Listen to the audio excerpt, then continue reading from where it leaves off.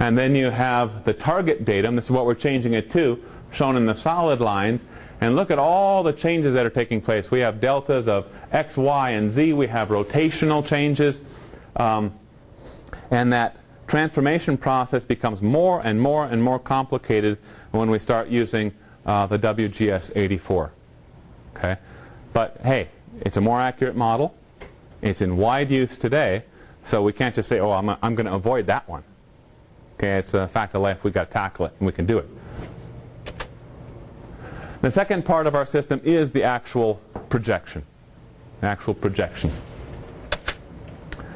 projection is the process of fitting a spherical object, our Earth model, to a flat surface. There's three basic types of projections that we need to be aware of. One is called an azimuthal or planar system, plane system. Cylindrical and conic. Those are the three basic types of projections. Let's get a little example here, a little simulation. So let's see. Let's put this up where folks can see it a little bit. Can I set this right here? All right, now everyone can see this Earth model, right? Our globe.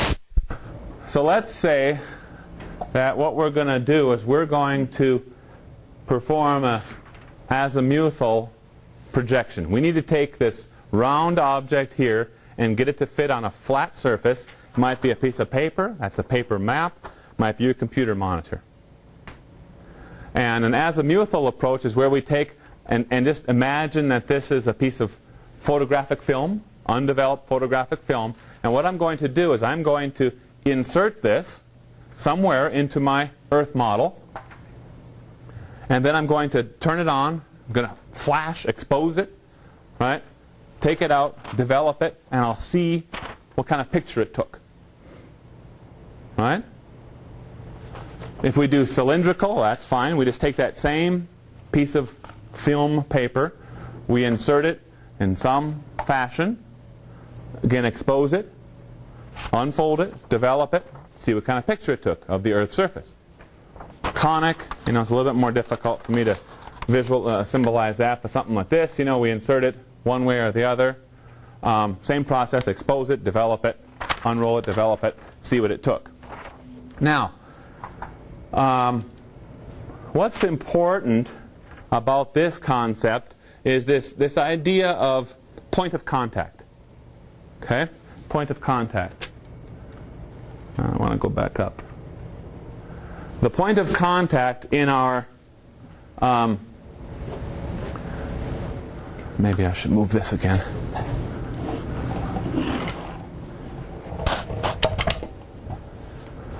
In our model here up on the slide is right there. That's our point of contact. That's important because at the point of contact there will be no distortion. The features on the Earth's surface will be perfectly represented in our projected map. As we move away from the point of contact, so we move this way or this way, we increase the amount of distortion of how those Earth features will appear on our printed map, our paper map. Okay, so if you imagine it, just literally turning it on, and just like we're doing a projector to display this, if we're displaying this surface right here outward, it's going to become larger and larger and larger as we go farther out, right? And if we're capturing it right here, we're touching it right there, well, it doesn't have any chance to distort. Right? That makes sense? And that's just how this thing works. And that's the reason why there's different shapes to these projection papers. Okay? Now, of course, I should clarify. The cartographers, if you're a cartographer, you're not really taking this magical paper and doing this. It's all mathematical. It's just concept. Okay? So, but what's going to happen? What's going to happen if we take a cylindrical and we insert it here? Let's say our study area is Western Europe. And we can fit a piece of paper a cylinder nicely around Western Europe. Then what happens is, as we look through it this way, you can only get so far away from the point of contact. And if that cylinder is small enough where we can constrain the amount of distortion that actually happens in our projection, and the amount of distortion that we allow to happen is acceptable, it's not a big problem, we got a good projection for Western Europe. It's going to be a real terrible projection, though, for the opposite side of the world, because it's so far away, right? We're so far away from the points of contact. Okay?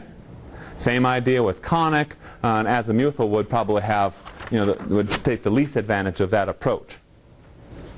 Okay? There's some terminology we should be aware of, and these terms refer to the orientation of that, in this case, cylinder, and how it's inserted into our Earth model. The first is called equatorial. An equatorial orientation is where that cylinder is inserted into our Earth model perpendicular to the equator.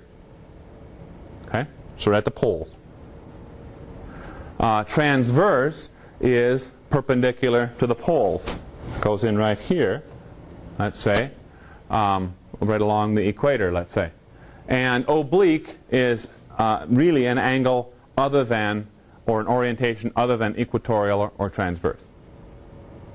Okay, so those are the three projection orientations that you'll see or hear or read about quite a bit. And to accommodate map making originally and GIS displays on flat monitors, a compromise was struck, let's say, to allow error because of this projection process. Because we realize that when we're taking a round or spheroidal Earth model and we're projecting it to a flat surface, that no projection will be perfect. No projection will perfectly display that Earth across the entire map, or across the entire monitor that you may be looking at. So we say, okay, there's some compromises that need to be made, but maybe we're not going to compromise on this, but we will allow some error to be introduced in this other characteristic. Distortion. We talked about point of contact. That's going to be perfect right there. But as we move away from it, remember there's some distortion that's going to creep in. We've got to live with that. The four properties of distortion that we're worried about, or the four properties of a projection that can either be preserved or distorted, are these: distance, direction, shape, and area. Those four properties refer to a projection. Nothing to do with the datum. So a projection can either preserve or distort distance, preserve or distort direction, shape, area. If we look at the poster that's on the wall here in the GIS Center, this one right over here, I encourage you to take a look at these couple posters this week. This one here says map projection, and the second one is this black one called the globe. And there's a PDF version of these that I believe are available for you to download and take a look at them as part of the exercise today, so you kind of have that. Of course, it's going to be smaller, but you can still get something out of it. If we look at this and pay particular attention to this map projections poster, you're going to see, just reading the names after this presentation, some things should ring a bell. Here we have an oblique Mercator. Okay, now hold on, we talked about oblique a little while ago. So now you know something about the orientation of that projection paper that was used. And in fact, you see the little drawing here shows that it's a cylindrical oblique projection. Mercator is this fellow right here, Gerardus Mercatorus. He's the mathematician cartographer that developed this a long time ago. There's a Miller cylindrical. There's a sinusoidal equal area. That's good. That's good information right there, because we know by listening to or reading that title, the title of that projection, that that one is designed specifically to preserve the property of area. It says equal area. There's others that you'll see here that are called equidistant. Here's an azimuthal. Aha, that should make sense. Azimuthal, equidistant. Designed to preserve the property of distance. Here's another equal area. There's a conic right over here, equal area conic. There's a Lambert, conformal conic. Conic we should recognize automatically. It's the cone-shaped projection paper, if you want to call it that. Conformal means that it's designed to preserve the property of shape, and usually direction comes right along with it. That's what that one's designed to do. Then you can look at this little table right over here, and it shows you the names of quite a number of these different fairly common projections that are in use, and what properties are preserved or distorted by that projection, and then some suitability ideas that it can be used well for this sort of use, and so on and so forth. There's some nice information on this poster right here. And then that globe poster, you can take a look at that. Has some nice information in there about to help you understand the geoid, reference ellipsoid models, and those sorts of things. So I encourage you to take some time and take a look at those things.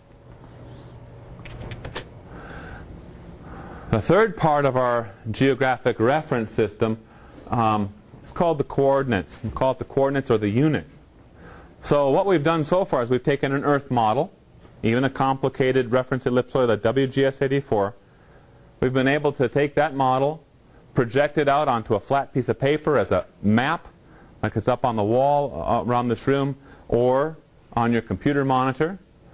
But still, we don't know, we haven't dealt with what are all those units? What's the number 1, 2, 3, 4? What's that all stand for? What are the measurements? How are we dealing with this stuff? What are we using here? So that's the third part of our system, is the actual coordinate system, the units that we're using. A coordinate system needs to be a linear system of measure in GIS. That's something that uniformly measures the Earth's surface. That definition is fairly important when we look at some of the upcoming slides. We'll get back to that here in just a bit. Coordinate systems have to have an origin, a starting point. Now you heard me say the word starting point earlier when we talked about datums. These are different starting points, absolutely independent. Okay, so don't kind of confuse the two there. That's a place where our measurement begins. Now typically, we begin counting at 0, 1, 2, 3, right? And GIS, no, that's not what we do. No, and it's not done that way just to make things difficult for students. There's a really good reason, and a lot of times we like to start counting at about 1 million. Okay, 1,000,000, 100,000, something like that. Now, why is that? Well, the reason why that is that we have a false easting and a false northing of, let's say, 1 million, because we don't want to deal with negative numbers. If we have a UTM zone, let's say, everyone familiar with UTM? Universal Transverse Mercator? Yeah? Idaho Transverse Mercator? Idaho Transverse Mercator is the state geographic reference system. Idaho Transverse Mercator measures things in meters, uses NAD 83. Okay? And the X extent is Idaho, the width of Idaho. And smack down the middle of Idaho, right, is our false easting X coordinate. Let's say 1 million. Okay, well, it's not really, but let's just say for argument's sake. So then as we go to the west, we'll never get into negative numbers. It's set up that way so that by the time we get to the edge of our zone, right, the edge